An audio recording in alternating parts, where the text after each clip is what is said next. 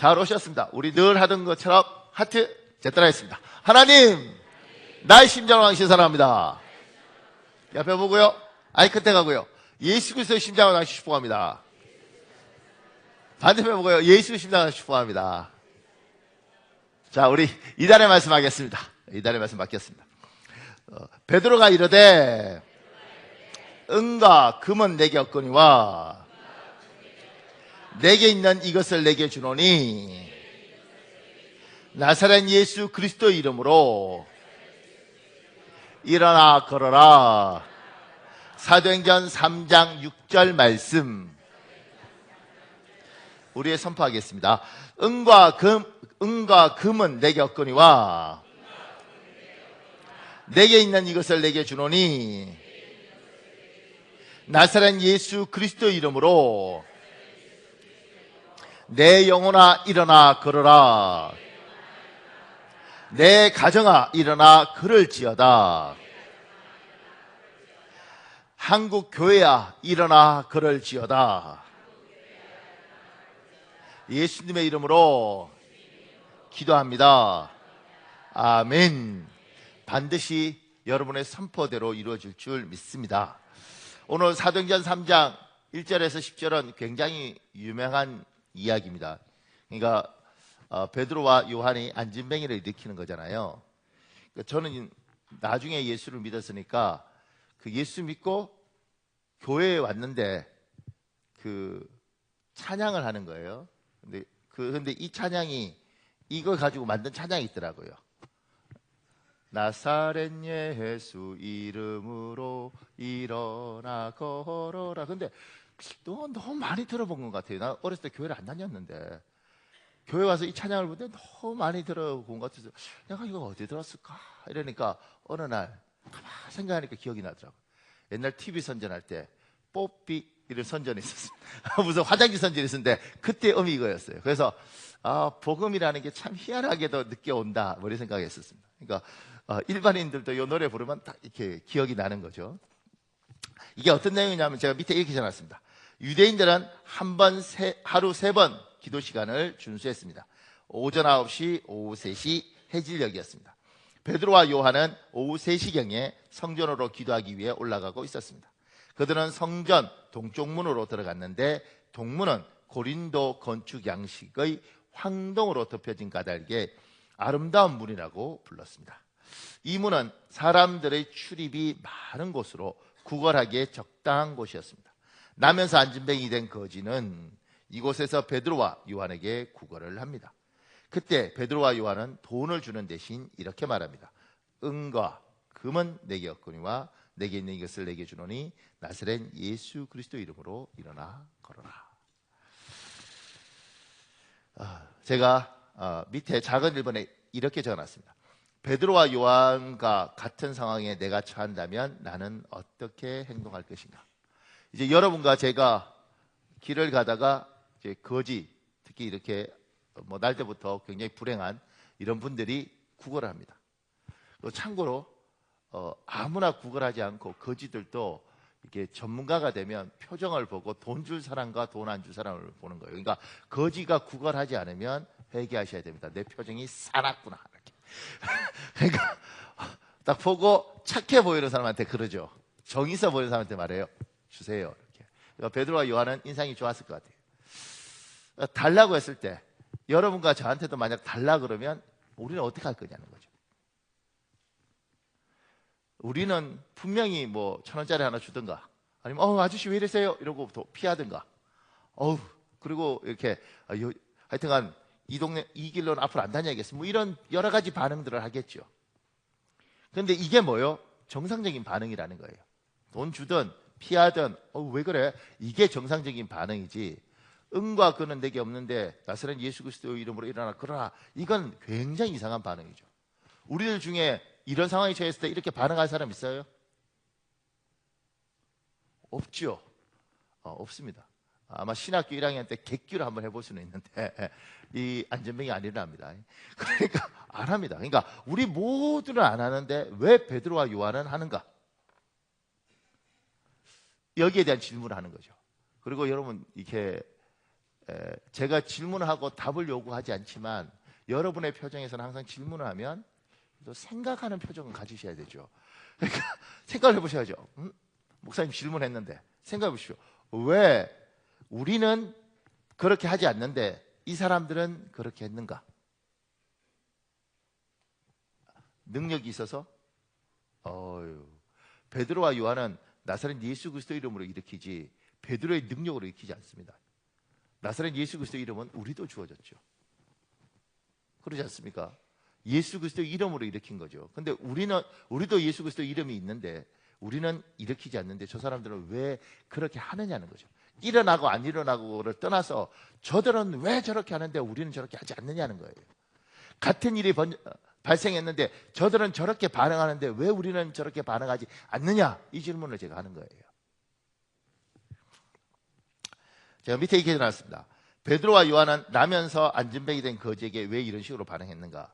이제 마가복음이에요. 마태복음이 아니라 마가복음 3장 13절에 15절에 있습니다. 제가 13절 읽을 테니까 여러분은 14절 15절을 읽으십시오. 또 산에 오르사 자기가 원하는 자들을 부르시니 나온지라.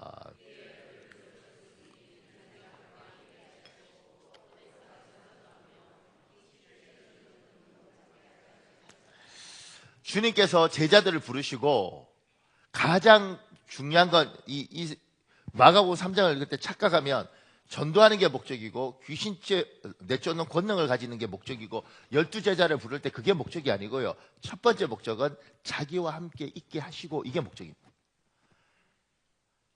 그러니까 예수님이 제자들을 선택했을 때는 함께 하자 이거예요. 같이 있자, 이게 첫 번째 목적입니다. 그럼 같이 있으면서 뭘 했는가? 요한복음 13장 15절이 있습니다. 여러분 읽으십시오. 시작.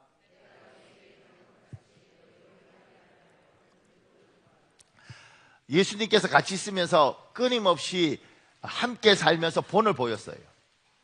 이게 예수 그리스도와 같이 있으면서 따라가는 겁니다. 3년을 같이 있으면서 예수님이 기도하는 모습을 보고 나도 모르게 기도를 배우고, 예수님이 사람을 대하는 걸 보면서 나도 모르게 사람을 그렇게 대하는 겁니다. 그러니까 베드로와 요한은 예수님이 안진뱅이를 보면 어떻게 했느냐면 이거 불쌍해서 어떡하니 이렇게 말하는 게 아니고 일어나 걸어라 이렇게 이야기하는 걸 끊임없이 봤던 거죠. 병든 자가 오면 그 병든 자를 향해서 예수께서 내 믿음대로 될지어다, 이걸 끊임없이 봤던 거예요. 그렇게 보고 그렇게 같이 밥을 먹고 같이 동행하면서 3년을 그렇게 살다 보니 어느 순간인가 보고 들은 대로 나도 모르게 자연스럽게 반응하게 되는 겁니다. 이게 예수님이 원했던 거죠. 예수님께서 제자들에게 함께 하자, 3년 동안 같이 먹고 같이 하자, 그리고 어느 순간인가 너희가 자연스럽게 몸에 주님이 하시는 것처럼 나도 모르게 똑같이 하는 거, 이걸 몸에 배도록 한 겁니다. 그러니까 우리는 예수님을 믿죠. 그리고 압니다. 근데 우리는 그렇게 하지 않아요. 왜 그렇게 하지 않는가? 우리는 배웠습니다. 배웠는데 배웠을 뿐이지 몸으로 이렇게 베이도록 우리는 준비되지 않았습니다. 왜 그럴까? 만약 여러분과 제가 지금도 예수께서 이 땅에 오셔서 우리들 중에 누군가를 3년 동안 같이 하면, 그래서 안전뱅이를 일으키고 병든 자를 세우는 걸 옆에서 끊임없이 봤으면 우리도 모르게 아픈 사람이 오면 일어나 걸어라 이렇게 이야기할 거예요. 일어나 걷고 하는 것과는 나중 이야기고, 반응을 우리는 그렇게 한다는 겁니다. 그렇게 하지 않는 건 우리는 본 적도 없고 듣기만 들어도 막연하게 들었고, 그리고 그게 무슨 이야기인지도 잘 모르는 겁니다. 제가 이번에 이렇게 적어놨습니다. 아이들이 학교에서 배운 대로 사는가 아니면 집에서 보고 자란 대로 사는가? 이건 여러분과 제가 다 동의하죠. 우리는 어떻게 하느냐면 대부분의 아이들은 학교에서 배운 대로 살기보다 집에서 보고 자란 대로 삽니다. 왜 그럴까?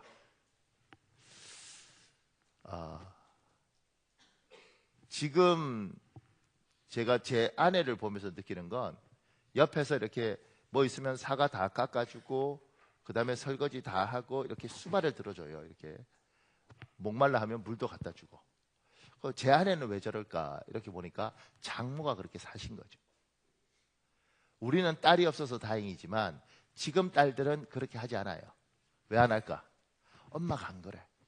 여보 물 네가 떠먹어! 이렇게 하는 순간 딸은 이제 아는 거죠. 저렇게 살면 안 되겠다. 그러니까 옛날에는 새벽 2시에 아버지가 깨면 여보 물, 그러면 자던 엄마가 나가서, 옛날에 또 부엌이 바깥에 있었잖아요. 그죠? 그러면 바깥에 가서 물 떠다가 드시라고 이렇게 줬죠. 그걸 어렸을 때 보고 자란 딸은 그냥 그렇게 사는 게 그건갑다. 그리고 그렇게 사는 겁니다. 근데 요새 딸들은 많이 살았죠. 왜 살아온지 난 잘 모르겠어. 근데 그건 뭐냐면 본 게 달라요. 그죠? 요새 아들은 옛날에 아버지들은 굉장히 권위가 있었죠. 집에 오면 아버지 오셔, 아버지 오셔. 그러면 가족들이 다 아버지한테 맞춰주셨고, 아빠가 밥 숟가락을 뜨면 그때부터 자식들이 다 밥을 떴죠. 기억나십니까? 여러분 이게 아주 옛날 이야기가 아니고 한 30년 전 뭐 이렇게 되는 이야기죠. 제 어렸을 때 다 그랬죠. 그런데 지금은 아버지들이, 그런 아버지가 어느 날 세상이 바뀌면서 아이들은 그런 아버지를 본 적이 없어요. 그래서 지금 아이들은, 남자애들은 굉장히 여성스럽습니다. 어머 왜 그러니? 뭐 이런 거 같이. 그러니까 왜냐하면 그렇게 본 거죠. 그러니까 학교에서 가르친 대로만 했다면 우리 대한민국은 거의 거룩한 나라가 됐을 거예요. 얼마나 바른 걸 가르치겠냐고요, 학교에서. 근데 가르친 거하고 산 거하고 다른 거죠. 그건 뭐냐면 우리는 배운 대로 살지 않습니다. 왜? 제가 밑에 이렇게 적어놨습니다. 사람에게는 의식과 무의식이 있습니다. 우리 삶의 대부분은 무의식적으로 행동하기 때문입니다. 스템 피첨이라는 사람이 쓴 것 중에 무의식적인 신념과 행동 간의 관계에 대해 연구하는 학자들 대다수는 일상에서 무의식이 육체를 지배하는 경우가 90에서 95%에 달한다고 믿는다. 이렇게 믿는 거예요. 정확히 모르겠고. 그러니까 근데 가만 생각해 보면 요새는 운전을 하는 게 다르지만 옛날에는 이렇게 스틱으로 운전을 할 때, 지금 오토 말고요, 기아로 운전할 때 보면 2시간 3시간 운전할 때 아무 생각 없이 기아 바꿉니다. 이렇게 의식하고 1단을 해야지, 2단을 해야지. 이건 처음 운전하는 사람이고, 시간 지나면 아무 생각 없이 그냥 이렇게 기아 변속을 해요. 그러니까 의식을 하고 계속하면 이 뇌가 못 버티겠죠. 그러니까 자연스럽게 아무 생각 없이 이렇게 하는 겁니다. 그래서 남편들이 아내와의 대화에 문제가 생기는 게 아무 생각 없이 대답해서 그래요. 여보 그래 맞아 이러니까 여자한테 요거도 먹는 그렇지 이렇게 의식적으로 대답했는데 무의식적으로 이렇게 이러죠. 그러니까 우리가 어떤 일들을 할 때 무의식이라는 것들이 우리도 모르게 보고 들어왔던 것들이 몸에 배이고 이것이 이거하고 상관없이 이렇게 움직이더라는 거예요. 그러니까 베드로하고 요한은 그들이 3년의 동안 예수 그리스도 이것이 내 안에 들어와서 무슨 일을 할 때 나도 모르게 이쪽이 아니라 이렇게 움직인 거예요. 여러분과 제가 신앙생활 하면서는 이것 가르쳤는데 여기에서는 다른 게 있는 거죠. 그래서 교회에서 집사님이든 권사님이든 심지어 목사님이든 말은 굉장히 거룩한데 하나님에 대한 이야기도 많이 하는데 궁극적으로는 여기가 시키는 대로 움직이는 사람들이 많아서 힘이 들더라는 거죠. 물론 우리 교회 말고 다른 교회. 우리 교회는 대순한 일을 안 시키는 쪽으로 계속 교회를 움직여가요. 근데 제가 이제 그렇게 교회 방향을 사실 잡고 최소한의 일만 하려고 했던 가장 큰 이유 중에 하나가 이게 옳은 건 아니고요. 제가 자랐던 교회든 많은 교회들은 여전대가 굉장히 활성화되어 있습니다. 여전대가 굉장히 활성화되어 있는 모든 교회는 시끄럽습니다. 더 놀라운 건 여전도회 회장을 하기 위해서 우리 교회는요, 여전도회 회장은 막 웁니다. 하나님 나한테 왜 이랬어요? 이렇게 울어요. 근데 굉장히 큰 교회든 어떤 하여튼 뭐 작아도 사람들이 있는 어떤 교회들은 반드시 여전도회 회장을 하기 위해서 목숨 거는 사람들이 있습니다. 늘 궁금했어요. 저분은 돈을 주지도 않는데 왜 저렇게 여전도 회장을 하려고 저렇게 길을 쓰나. 심지어 로비도 합니다. 참 우리 교회에서 너무 많이 잘하면 이게 이해가 안 가요. 다른 교회에서 온 사람들은 이해가요. 여전도 회장을 하는 왜? 근데 처음에는 그게 하나님을 사랑해서 여전도회 회장을 하는 줄 알았어요. 저도 제가 살아갈 때 교회에서. 근데 항상 여전도회 회장하는 분은 인격이 훌륭하고 이렇게 괜찮은 분보다는 굉장히 목소리가 크고 사나운 분들이 여전도회 회장을 하더라고요. 못 보셨습니까? 모르시군요. 보통 교회 여전도회 회장은 일단 목소리가 큽니다. 김 집사 이리 와! 이렇게 이야기를 하시지 절대 김 집사님 이리 오세요 이렇게 말하잖아요. 하이트가 권사라는 것들이 이렇게 말을 하지, 권사님 그러시면 안 돼요 이렇게 말하지 않아요. 그러니까 왜 그럴까 이렇게 보면 사람은 우리가 배운 거하고 이게 다르다 그랬잖아요. 많은 분들이 요새는 좀 많이 변하고 있긴 하지만 우리가 처음 우리 뭐 1970년대, 80년대, 90년대까지도 예수 믿는 분들 중에 많은 사람들은 눌려있던 사람들이 교회 와서 예수를 믿었어요. 세상의 엘리트하고 잘 나가는 게 아니고 힘들고 어려운 가운데 예수를 믿었다고요. 그리고 교회에 와서 하나님을 사랑했죠. 그런데 눌려있고 남편에게 눌려있고 집안에 눌려있는데 교회에 오니까 회장이라는 걸 줘요. 그것도 앞에 붙여줘. 총여성교회 회장. 근데 이게 완장이 되더라고요. 그리고 처음으로 소리를 지를 수 있어요. 왜냐하면 집에서 늘 눌려 살고 아들한테 소리 졌는데 나중에 아들도 승질 내니까 아들한테도 못했는데 교회 교인들한테는 할 수 있더라는 거죠. 그래서 어느 순간인가 빨리 권사가 되고 총여성교회 회장이 되면, 참고로 우리 교회는 안 그렇고 우리 교회는 근데 되면 고함부터 지르는 거죠. 집사들 다 모여! 이렇게 막 왜 안 모여? 하나님이 우습게 보여! 이렇게 해서 야단치고 승질내고. 그러니까 교회는 항상 시끄럽더라는 거죠. 이렇게. 장로님도 장로 투표할 때 떨어지시면 심지어 교회로 옮기십니다. 막 상처가 굉장해요. 그리고 막 장로가 되려요.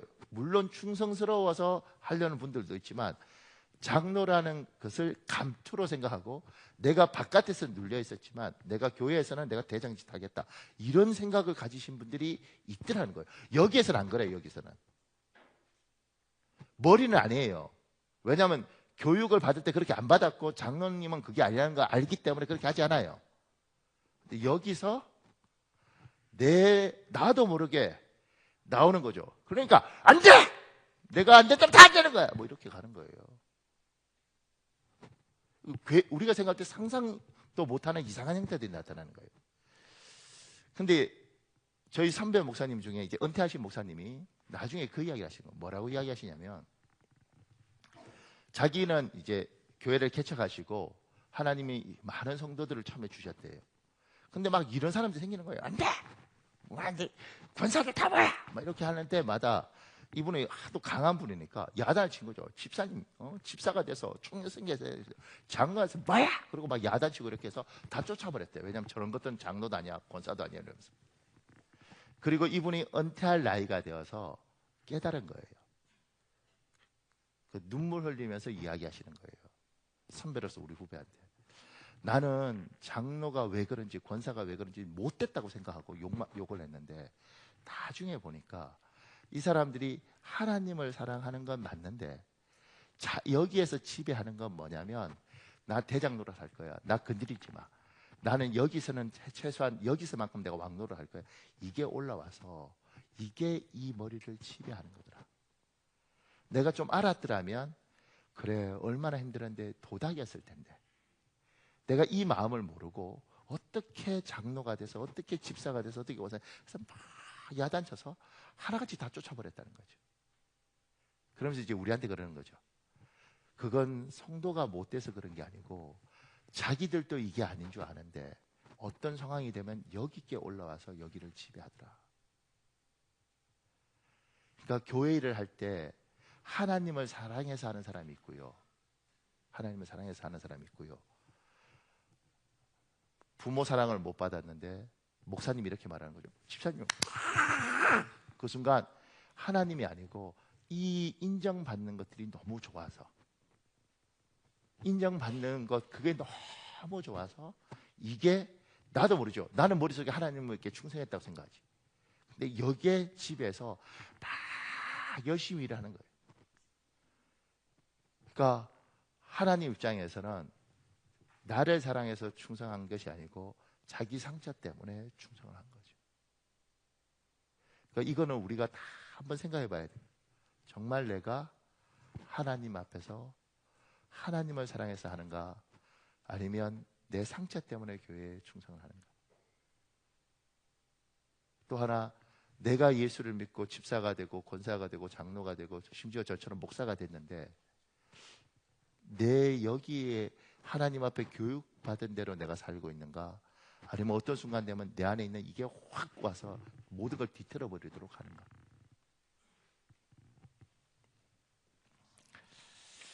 그래서 제가 밑에 이렇게 적었습니다. 때론 이런 생각이 듭니다. 믿음의 차이, 신앙의 차이는 교육의 차이가 아니라 보고 자란 것의 차이이다.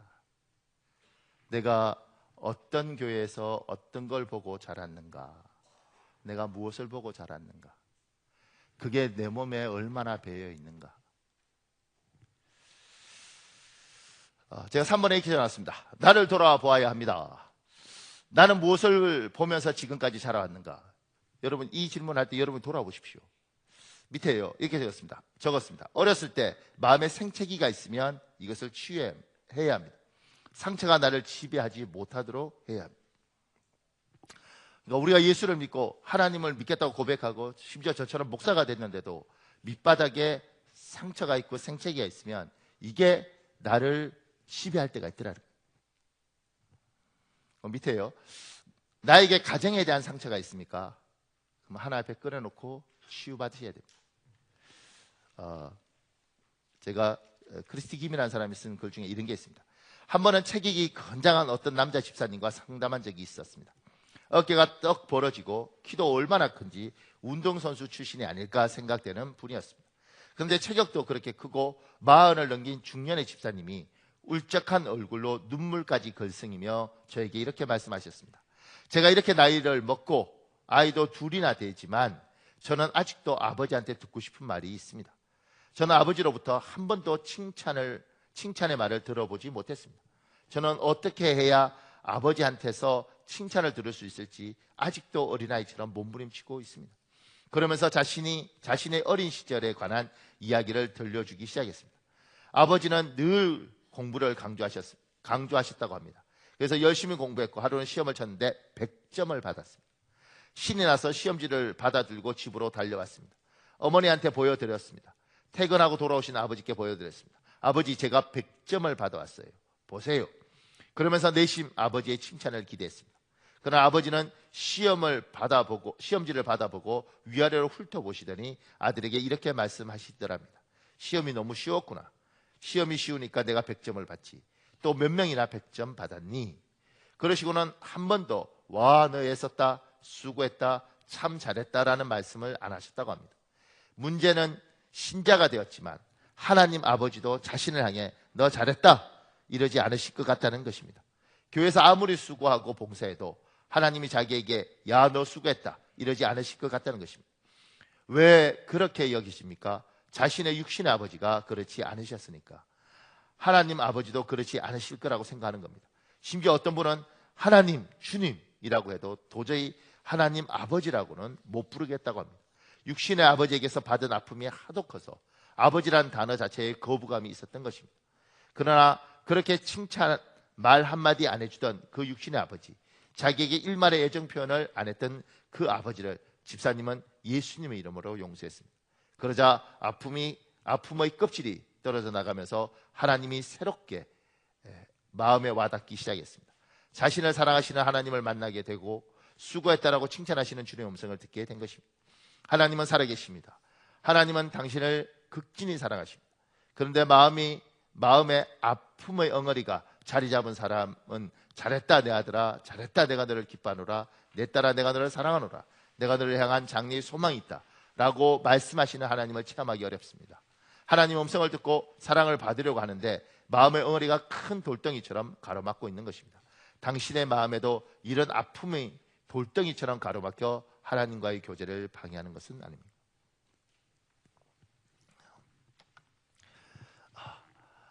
여러분과 저는 다 부족한 사람들입니다. 그죠? 사람이 부족한 건 어떡하겠습니까? 원래 우리가 완벽하지 않은 것을. 그리고 그 부족한 사람들이 예수를 믿겠다고 교회에 왔습니다. 그리고 하나님을 받아들이고 교육을 받고 성경 공부를 합니다. 그런데 상황이 오면 참 귀한 줄 알았는데 너무 이상한 집사님이, 너무 이상한 권사님이 교회 안에 있는 거예요. 너무 실망스럽고 너무 마음 아프고, 저분이 저런 분이었나. 심지어 목사님에 대해서도 그런 거죠. 내가 믿고 따랐던 목사님이 저런 분이었나. 근데 밑바닥 깊이 들어가면 우리가 인식하지 못했던 이게 어느 날 확 올라오면 이게 날 지배해요. 제가 처음 전도사를 했던 교회의 목사님이 아드님에게 교회를 물려주셨어요. 굉장히 유명한 교회인데 소위 말하는 세습을 한 거죠. 근데 너무 안 예쁘게 세습이 되어서 뭐 신문에 나고 뭐 이렇게 했어요. 근데 이제 뭐 사람들은 다 욕하죠. 왜냐하면 목사님이 아들에게 교회를 물려주려고 했는데 공동회를 했는데 2번이 부결이 됐어요. 그러니까 3번째 부결되는 것이 문제가 되니까 철야 예배 때 목사님이 공동회를 해서 통과를 시켰죠. 이 사람들이 다 이렇게 돌을 던지죠. 목사들마다 다 욕하고, 제 아는 목사님은 부흥에 모시기로 부탁하려고 그러다가 그 사건 터지면서 저런 존경했는데 못하겠다 그러더라고요. 왜 그랬을까? 왜 그랬을까? 저는 이제 집안을 잘 알잖아요. 왜 그랬을까? 목사님이 개척을 하고 이제 힘들게 빚을 내어서, 옛날이니까 봉천동에 교회를 지었어요. 근데 짓는데 이제 짓고 있는 가운데 이제 집이고 뭐고 다 헌납하고 이제 갈 데도 없는 거죠. 그러면서 교회를 짓는 거예요. 그래서 애들이 요만할 때 그 시멘트 이렇게 그냥 이제 골조 있는 그 상태에서 거기서 그냥 잤다는 거예요. 그러니까 어느 날 조그만 애들이니까 이 아이들한테 시멘트 독이 있다고 그래요. 그게 무슨 말인지 잘 모르겠지만 하여튼 시멘트 독에 애들이 다 이렇게 몸에 완전히 그냥 다 일어나서, 이제 그 아이들에게 이 목사님은 교회를 개척하고 그리고 건축하고 부흥하면서 그걸 다 겪은 거죠. 그러니까 이분의 마음속 깊은 곳에서는 자식들에 대한 너무 많은 미안함이 있는 거예요. 그래서 교회 일들을 하다가 어떤 상황이 오면 다른 건 참 괜찮고 은혜도 있고 부흥 설교도 잘 하시는데 뭘 하다가 이 애들 상황만 되면 목사님이 다른 사람이 돼버리는 거예요. 그러니까 자기가 여기를 통제하지 못하는 거예요. 의식이 여기에 젖버리는 거예요. 그러니까 말을 해도 아는데 안 따르시는 거예요. 그러니까 이제 제같이 그분 밑에서 배웠던 사람 입장에서는 저도 그게 말이 안 된다는 거 아는데 왜 저랬을까에 대한 이해력이 있는 거예요. 참 안 됐다.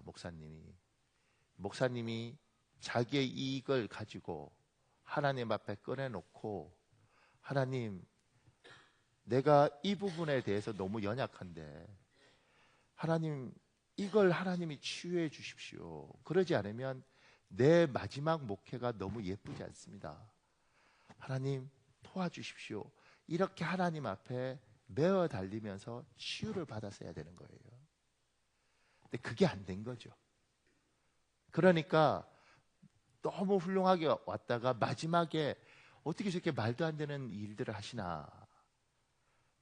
그분도 불쌍하고 그 모든 상황이 일어나는 그 상황도 다 불쌍한 거예요. 그러니까 그냥 돌만 던지는 게 아니고 그 일이 여러분과 저에게도 똑같은 일이 될 수 있는 거죠. 우리도 치유가 되지 않으면, 우리도 예수를 믿고 하나님 뜻대로 잘 사는 것 줄 알았는데 어느 날 되니까 말도 되지 않는 뭐가가 일어나서, 아니 저 집사님이 참 귀하지 않았어? 근데 어떻게 저럴 수가 있어? 그때 우리가 생각할 때 도저히 이해할 수 없는 행동을 그가 하는 겁니다.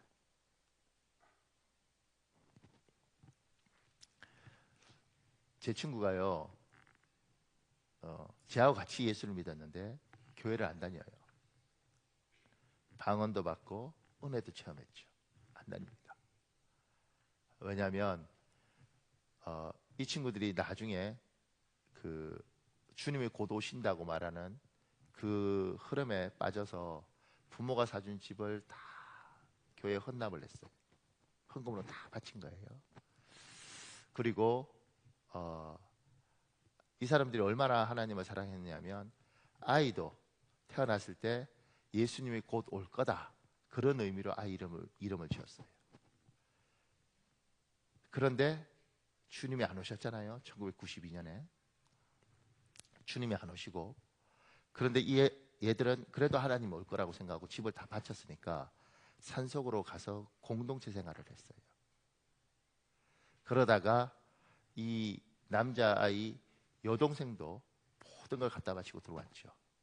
그러면서 나중에 그 모임들이 이렇게 박살나면서 이 여자아이와 이 남자아이가 이혼을 했습니다. 그리고 여자아이는 지방에 살고 이 남자아이는 서울에 사는데, 얘를 제가 이제 그 대학 동기니까 가장 친했던 친구였으니까 제가 미국으로 공부하기 가기 전에 만났죠. 힘들게 나름대로 유명한 뭐가 되어서 이렇게 연락을 잘 하기 어려운데 누구라고 이야기하고 그 직원한테 연락을 달라 그러니까 연락이 왔어요. 그래서 둘이 이제 차를 한 잔 마시는 거죠. 차 한 잔 마시면서 그러죠. 야, 교회는 다니냐? 얘가 그런 거죠. 내가 교회를 다니겠냐? 상황을 다 아니까. 너 하나님 있는 건 알잖아. 하나님은 계시지. 그래도 그러면 교회를 다녀야지. 내가 너무 힘들 때는 지방에 출장 가고 이랬다가 그냥 시골 교회에 있으면 거기 가서 이제 앉아서 이러고 있어 본다는 거예요. 이렇게. 그런데 교회 안에 들어갈 수가 없어. 그러니까 이게 너무 자기가 가진 이게 큰 거죠. 그러니까 여기가 아니라 이 상처가 여기를 완전히 지배하니까 이 친구가 교회 안에서 정상적인 신앙생활을 할 수가 없는 겁니다. 그러니까 지금 대한민국에는 이런 교인들이 너무 많아요. 잘은 몰라도 지금 들리는 이야기는 최소한 한 100만 되지 않을까, 이런 이야기 있어요. 그러니까 하나님을 알되 주일날 예배당에 가지 않고 예배당을 가도 교회 안에 들어가지 않고, 왜냐하면 다시는 목사한테 상처받기 싫고 성도들한테 상처받기 싫고. 근데 제가 중국에서 굉장히 중요한 걸 배웠어요. 뭘 배웠냐면 중국에 있는 성도들은 많이 떠돌아다니거든요. 박미자란 집사가 이렇게 이야기했어요. 저한테. 제가 이제 여러 가지 이야기하다가, 왜냐면 중국에 있는 성도들은 누구도 이 교회가 자기 교회라고 생각하지 않아요. 어차피 중국은 1년 단위씩 거류증을 주고, 그리고 그 거류증을 없애는 순간 중국에서 못 들어오면 그걸로 끝나기 때문에 항상 여기가 고향이고 한국에 자기 교회가 있어요. 그리고 중국은 10년을 살든 20년을 살든 중국은 떠돌이 다니는 교회예요. 그러니까 그런 교인들을 목회하는 목사 마음도 참 복잡합니다. 왜냐하면 내 교인도 아니고 네 교인도 아니고, 그런데도 그렇게 10년을 15년을 같이 있어야 되는 거예요. 근데 그 박미자라는 집사가 저한테 이러더라고요. 제가 이제 그런 개념으로 이 사람을 봤는데 이분이 그러더라고요. 목사님, 저는 천진이든 위해하이든 여기 엔타이든 저는 이사를 오면 제가 교회를 찾고 그 교회에 등록을 합니다. 그리고 나에게 모교회가 있지만 내가 등록한 교회가 본교회입니다. 왜냐하면 그렇지 않으면 신앙이 자랄 수 없다는 걸 제가 이 중국의 긴 세월을 살면서 배웠습니다. 제가 성도한테 배웠죠. 뭘 배웠냐면, 모교회가 있고 내가 자란 교회가 어떻게 잊혀지겠어요. 내 어머니 같은 교회가 있고 내가 그 교회를 떠나서 이 세상을 다닐 때 어디 가든지 그곳에 등록을 하고 그 교회의 교인이 되고, 그리고 그 교인들하고 1년을 살든 6개월을 살든 살아야지 내가 믿음이라는 걸 잘하는 것이지, 떠돌아다니면 믿음이라는 건 정착할 수가 없는 거구나. 그리고 성숙할 수도 없는 거구나. 왜냐하면 혼자 설교 듣고 혼자 가는 거예요. 굉장히 외롭습니다. 저는 목사인데도 해봤잖아요. 외국 생활할 때 해보거든요. 어느 날 너무 외로워요. 희한하더라고요. 하나님이 은혜를 주는데도 불구하고 교회에서 너무 외롭습니다. 그러면서 알게 되더라고요. 하나님이 왜 우리를 모아두셨는지. 때로는 모여서 불편하긴 하지만, 때로는 모여서 힘들기도 하고 상처도 받지만, 그래도 내가 아플 때 신방와주고, 우리의 돌잔치한테 가서 박수 쳐주고, 그리고 어디 이사 간다고 하면 같이 그래도 울어주고 배웅해주고, 이 성도와 함께하는 것들을 통해서 하나님이 자기 사랑을 드러내는 거예요. 그래서 내 교회가 좋은데 악한 것들 이거 다 없애버린 거예요. 그래서 본교회가 없고 지금 수없이 많은 사람들이 떠돌아다니면서 위로 없이 교회를 다녀요. 그래서 큰 교회 가서 그냥 외롭게 앉아있죠. 그게요. 근데 우리 교회도 이제 그런 분들이 있거든요. 근데 제가 막 강조 못하는 이유가 뭐냐면 이게 치유되지 않으면 여기서 뭘 해도 이게 말을 안 들어요. 그래서 여러분 예배 시간에는 하나님 앞에 쓰는 거잖아요. 오늘 설교 다 마치고 여러분에게 제가 기도할 시간을 줄 텐데 기도할 시간은 반드시 그걸 하나님 앞에 꺼내놔야 돼요. 사람 앞에 꺼내놓으면 안 되고요. 하나님 앞에 하나님 내가 뭐가 옳은지 아는데 항상 여기에 따라서 움직입니다. 하나님 이건 아니라는 걸 아는데 못 이기겠습니다. 하나님 앞에 꺼내놓겠습니다. 하나님이 치유해 주십시오. 성령께서 여러분을 도우셔서 여러분 마음에 있는 것들을 꺼내놓을 수 있는 복이 있길 예수님 이름으로 축복합니다. 여기 시편 51편 17절이 있습니다. 여러분 읽어볼래요? 시편 51편 17절 시작.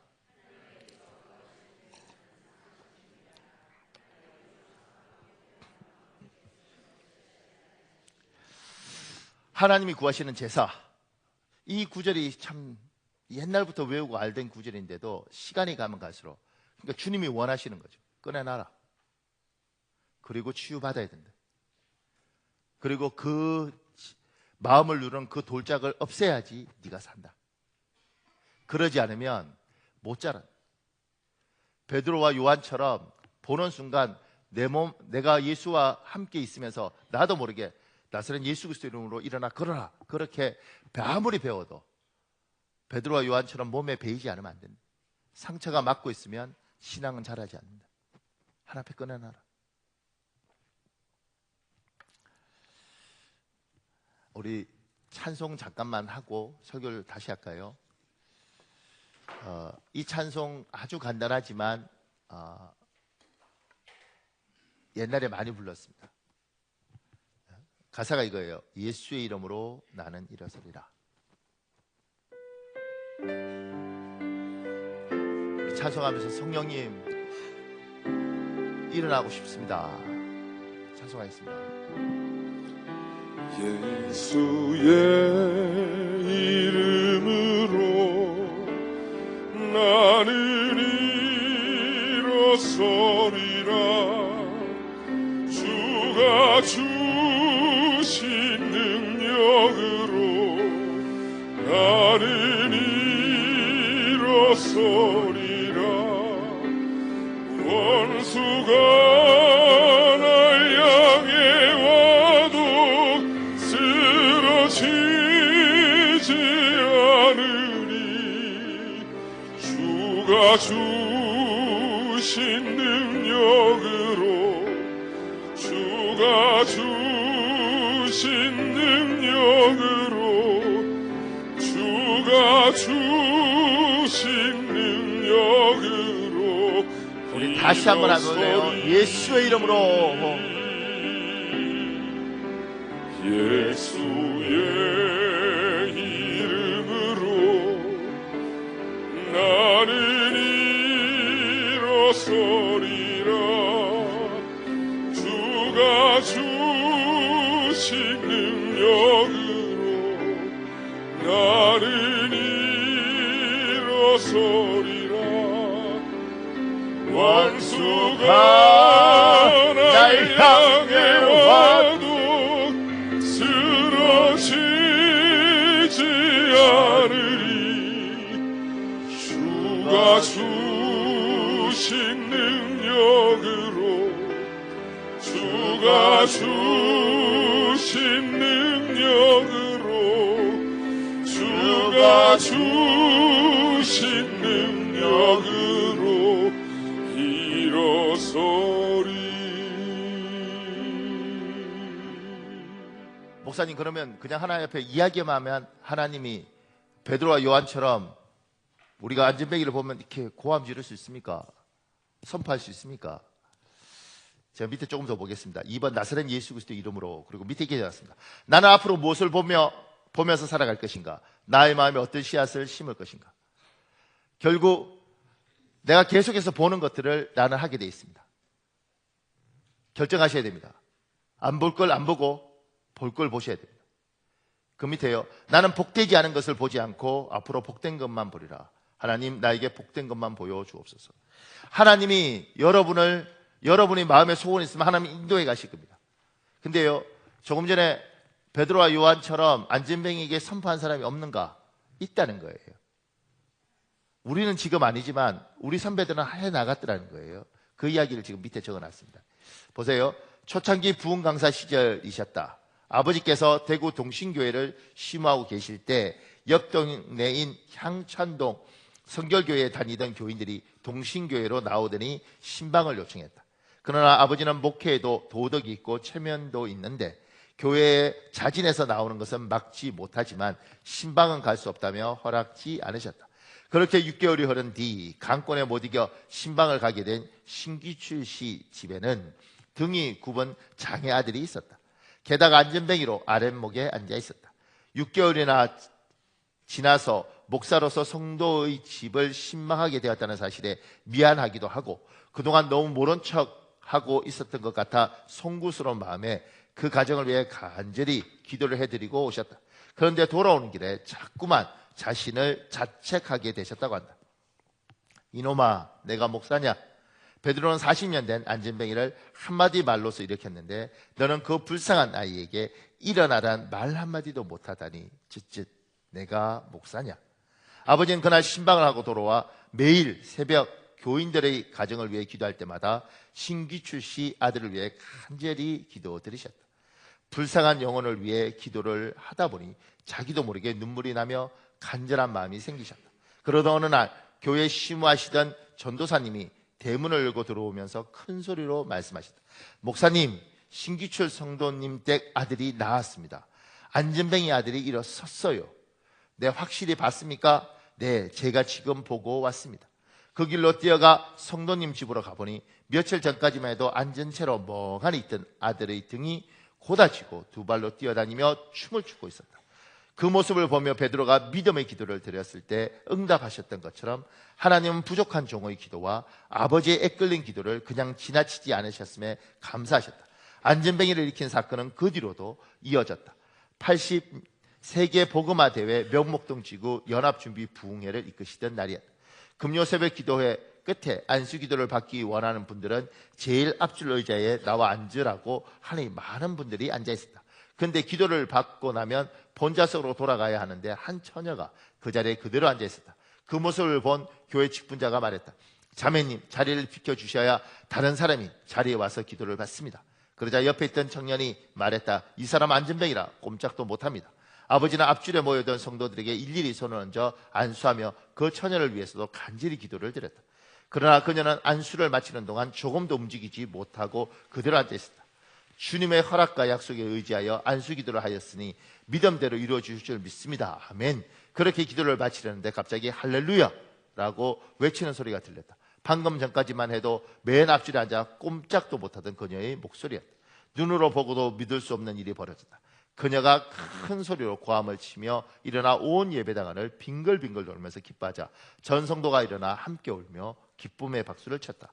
그녀는 찬송을 부르며 뜨거운 감사의 눈물을 흘렸다. 내 이름을 경외하는 너희에게는 공의로운 해가 떠올라 치료하는 광선을 비추리니 너희가 나아가서 외양간에 나온 송아지같이 뛰리라. 믿음의 기도는 신유의 기적을 낳았다. 이런 신유의 기적들이 일어나자 주변에서는 신유 연사를 더 크게 사용하시라는 권유를 했지만 아버지는 극구 사용하셨다. 저는 제 기도를 받으면 병이 다 낫는다고 떠들고 싶지 않습니다. 신유의 기적은 하나님의 은혜로 나타나는 것입니다. 말씀이 살아있고 기도가 살아있을 때 하나님이 그 기도에 응답해 주시는 것이죠. 저를 앞세우기 싫습니다. 지금 이분은 베드로와 요한처럼 그걸 읽어도 이분도 사실은 안전병에 일어날 걸 안 믿었죠.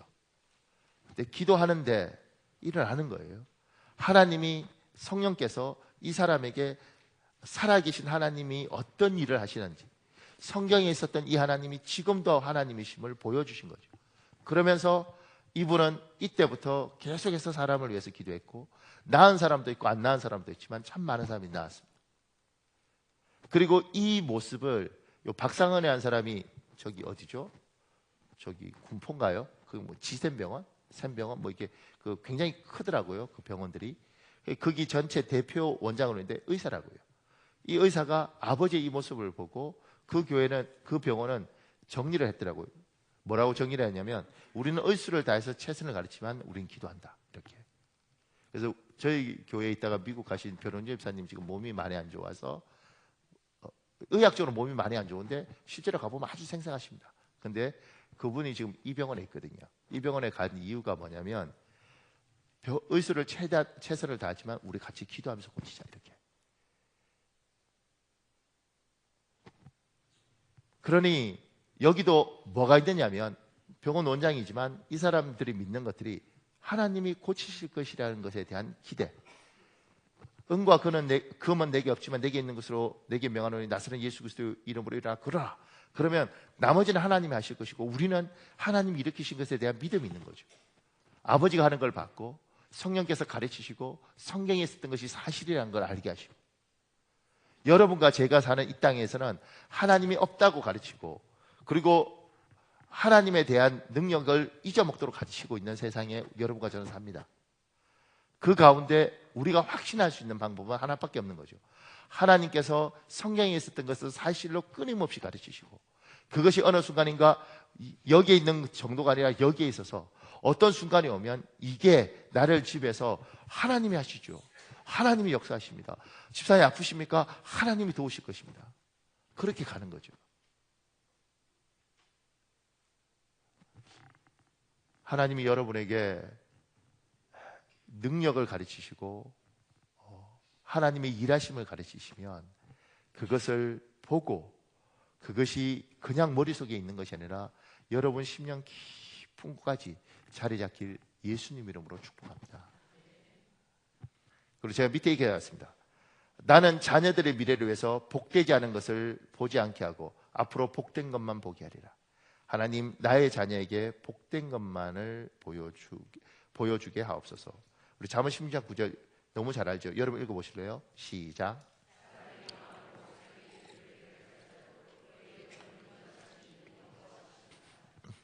제가 어떤 분 보니까 결단을 너무 심하게 해서 집에 텔레비 없애버리고 컴퓨터 선 끊고 신문 못 들어오게 하고 뭐 이런 분도 있었어요.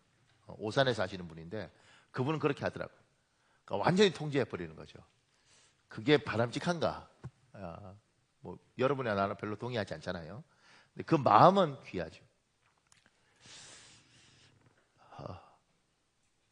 아이들이 교회에 오는 시간은 아주 짧습니다. 일주일에 예배 한 번. 그리고 우리는 그렇게 믿는 거예요. 교회 전도사님이, 목사님들이 알아서 해줄 거라고. 여기 와서 1시간 한 애가 바깥에 나가서 그 외에 일주일 내내를 살면서 그 아이가 여기에 하나님의 말씀이 있겠습니까? 세상 게 있겠습니까? 그러니까 궁극적으로 교회가 해주는 게 아니라 자녀들은 여러분이 책임을 지셔야 됩니다.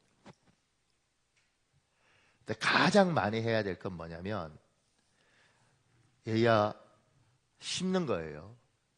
얘야 하나님이 너의 인생을 이끌어갈 것이다. 반드시 하나님이 너를 기억하실 것이다. 하나님이 너를 버리지 않을 것이다. 이걸 끊임없이 반복해서 여러분이 아이의 심령에, 그의 무의식에 심으셔야 됩니다. 저 밑에 있죠. 윤학원이라는 사람이 쓴 유명한 지휘자잖아요. 그가 쓴 것 중에 이게 있습니다. 윤 선생님, 우리 대학 교수로 발령났습니다. 교수라니 사실 이것은 기적이었다. 당시 나를 아끼고 사랑해주던 체리스 교수의 영향도 컸겠지만 내가 교수가 된 것은 한마디로 기적이었다. 정식 교수로 발령받자 비로소 하나님의 섭리가 깨달아지면서 나의 삶이 퍼즐처럼 맞춰지기 시작했다. 당신은 그저 한 걸음 한 걸음 발을 옮겼을 뿐인데 이 모든 것이 나를 세우기 위한 하나님의 손길이었음을 그제야 느낄 수 있었다. 마치 지휘자가 한음 한음 가르쳐 작품을 만들어내듯이 하나님도 그렇게 보이지 않는 손길로 지휘하며 내 인생을 빚어 가셨던 것이다. 하나님은 어떤 방법으로 문제를 해결해 갈지를 가장 잘 아시는 분이다. 또 하나님은 내게 필요한 것이 무엇인지를 가장 잘 아시는 분이다. 하나님은 극동방송을 통해 내게 최고의 악보와 CD를 접하게 하신 뒤 선명의 합창단을 통해 세계 무대에 서게 하셨고 교회 음악의 세계적인 흐름을 알게 하셨다. 하나님은 내가 지휘자의 길을 걷는데 가장 필요한 모든 것을 이미 계획하시고 맛보게 하시며 채워주셨던 것이다.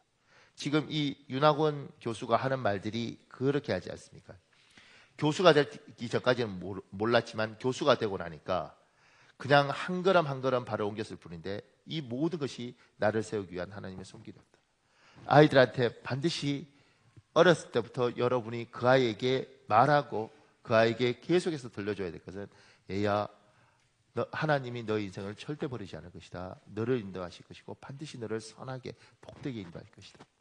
제가요, 복되게 인도한다고 그랬지 무조건 잘 된다고 이야기하지 않았어요. 여러분과 저는 압니다. 우리 아이들이 못났다는 것을.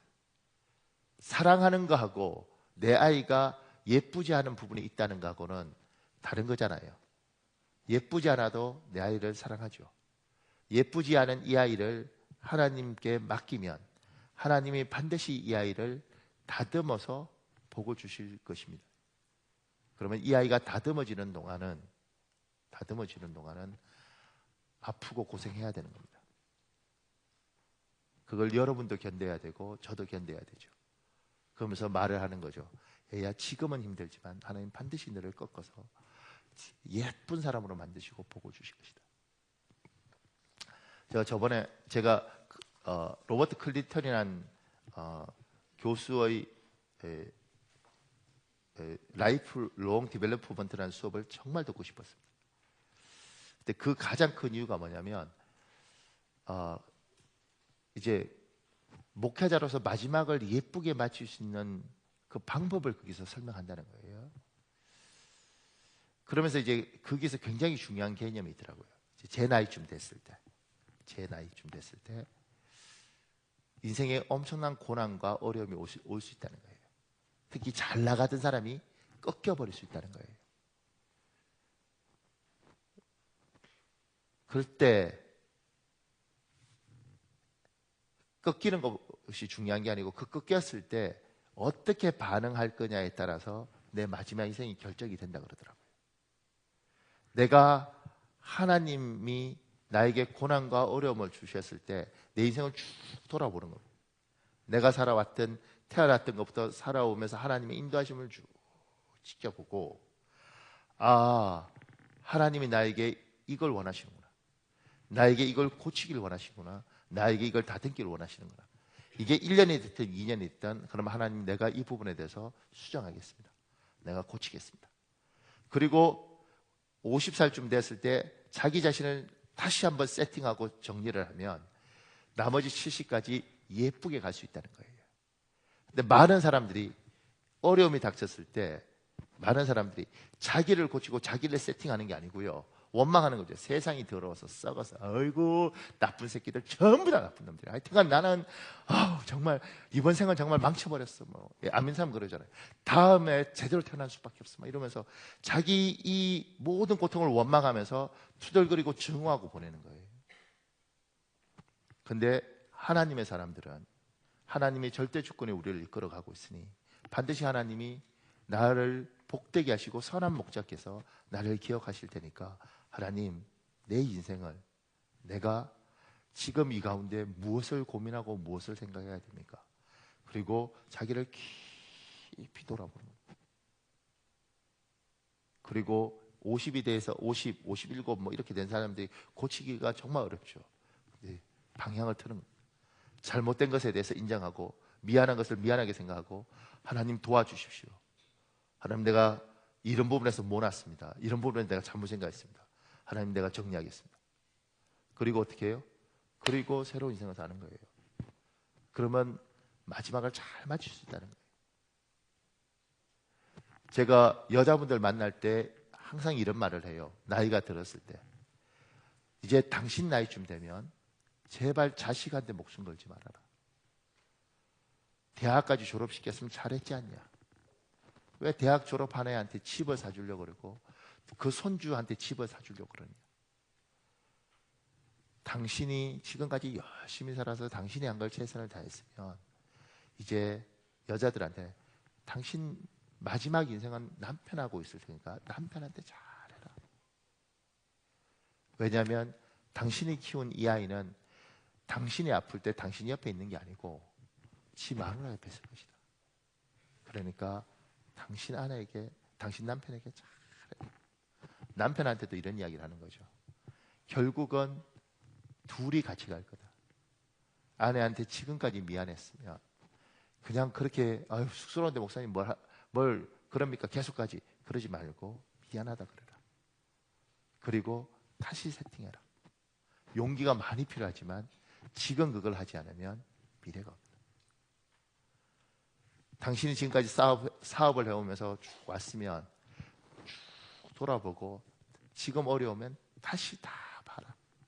내가 지금까지 어떤 종류의 사람을 사귀었는지, 어떤 사람을 만났는지, 그리고 여기에서 인생을 정리하고 생각하고 다시 생각을 해서 앞으로 살아갈 20년, 30년을 정리해라.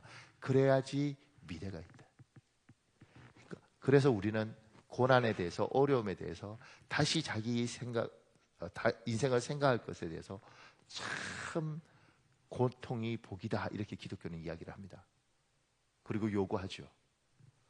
당신은 반드시 하나님이 복 주실 것이다. 어렸을 때부터 부모의 기도를 받았으면 그럴 것이고 하나님을 믿으면서 목사들한테 안수 받으면서 축복을 받았으면 그걸 믿어라. 성경이 그렇게 말하니까 그걸 붙들고 지금 어떻게 살아야 될지를 다시 정리해라. 끝난 건 없다. 하나님의 사람은 반드시 복을 주실 것이다. 그러니 다시 자기를 봐라. 사랑하는 여러분, 말씀을 정리하겠습니다. 베드로와 요한은 안전뱅이를 보고 우리처럼 돈을 주고 우리처럼 그냥 피해가는 것이 아니고 그들에게 나사렛 예수 그리스도의 이름으로 일어나 걸어라, 이렇게 이야기했습니다. 왜 그랬는가? 예수님하고 3년 살면서 예수님 것을 완전히 자기 것이 되어서 여기 있는 정도가 아니라 여기에서 움직인 대로 움직인 것이죠. 우리가 예수 믿는 집사님들, 예수 믿는 권사님들, 예수 믿는 목사님들이 예수는 믿고 하나님 이야기를 하는데 그게 여기에 있고 여기가 변화되지 않아서 우리가 예수를 믿는데 때로는 아니 신앙인이 왜 저래? 그리고 여기 있는 게 확 일어나서 때로는 집사님으로서 도저히 할 수 없는 행동을, 때로는 목사님으로서 도저히 할 수 없는 행동들을 하는 겁니다. 그리고 많은 사람들이 실망하면서 교회를 떠나는 거죠. 여기에 있는 것들을 하나님께 꺼내야 돼요. 그리고 울어야 됩니다. 이것밖에 되지 않는 나를. 그리고 결단하셔야 됩니다. 하나님, 여기에 내가 좋은 것을 채우겠습니다. 복된 걸 보고 나쁜 걸 듣지 않겠습니다. 하나님, 그리고 내 아이에게도 좋은 걸 심겠습니다. 그리고 고난과 어려움이 우리에게 닥치면 반드시 하나님께서 우리를 기억하셨다는 걸 이 아이에 심었듯이 나에게도 심고, 하나님, 내가 고난이 오면 그 속에서 내 인생을 다시 돌아보고 잘 정리해서 앞으로 남은 인생 마지막을 예쁘게 맺도록 하나님, 내가 그렇게 살겠습니다. 그러니 오늘 이 시간에 성령님 나에게 용기를 주시고 능력으로 임하셔서 하나님, 누군가가 아픈 사람에게 나사렛 예수 그리스도로 일어나 걸어라 이렇게만 말할 뿐만 아니라 내가 내 아이에게 내 영혼아 나사렛 예수 그리스도 이름으로 일어나 걸을지어다 그렇게 선포하시도록 하나님 붙들어 주십시오. 용기를 주십시오. 제가 어저께 병원에 신방을 갔다 왔습니다. 토요일 날 웬만하면 어떻게든 안 가려고 그러는데 안 가면 평생 후회할 것 같아서 갔다 왔습니다. 23살짜리 애인데 이제 병원에서는 오늘 어제도 어제를 넘기기 어렵다 이렇게 이야기를 했어요. 근데 이제 제가 가서 애 손을 잡고, 근데 이놈이 이제 손을 안 넣는 거죠. 근데 한 달 내내 잠을 못 자서 계속 진통제를 맞으면서 버텼기 때문에 이제 눈에 이렇게 감기는데 목사님이 왔으니까 손을 잡고 계속 이제 그 없는 힘인데도 계속 이제 주무르는 거예요, 이렇게.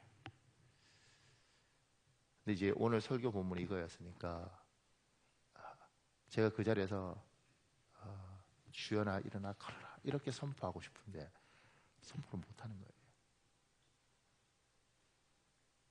왜냐하면 제 머릿속에서도 이미 이걸 보고 그렇게 생각을 하더라도 이 속에서는 못 일어난다 이렇게 생각을 하는 거예요. 이미 진 거죠.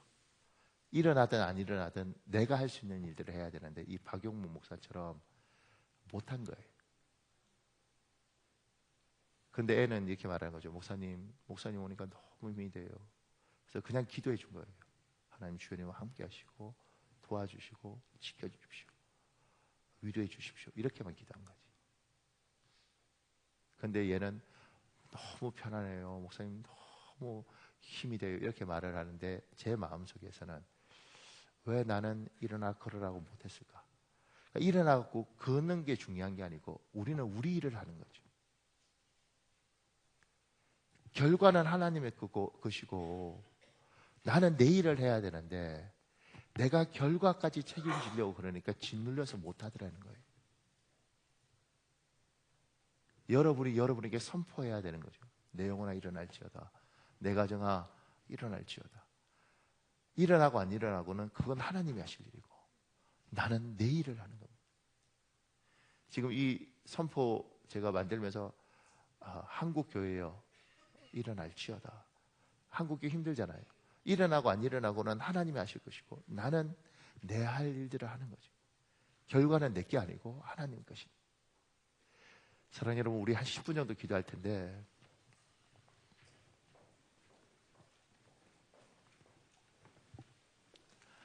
여러분은 누구에게 선포하겠습니까? 저는 제 영혼에게 선포하고 싶습니다. 박현웅 목사여 일어나 걸을지어다. 정말 내 영혼은 일어나 걷고 있는가? 내 영혼은 소생하고 있는가? 내 영혼은 힘이 있는가? 누군가는 여기에서 하나님께서 가정에게 선포하라고 요구할 수 있는 사람도 있습니다. 누구는 자녀에게 선포하라고 요구하는 사람이 있습니다. 누구는 남편을 향하여 선포하라, 정지하는 게 아니고요 선포하라고 하는 사람도 있습니다. 사랑하는 여러분, 이 시간에 주여 한번 간절히 붙잡고요 성령님 도와주십시오. 하나님 나에게 선포할 수 있는 힘과 용기를 허락해 주시옵소서. 이 시간에 주여 한번 간절히 붙잡고 우리 10분 정도 통성으로 기도하겠습니다. 주여 아버지 도와주십시오.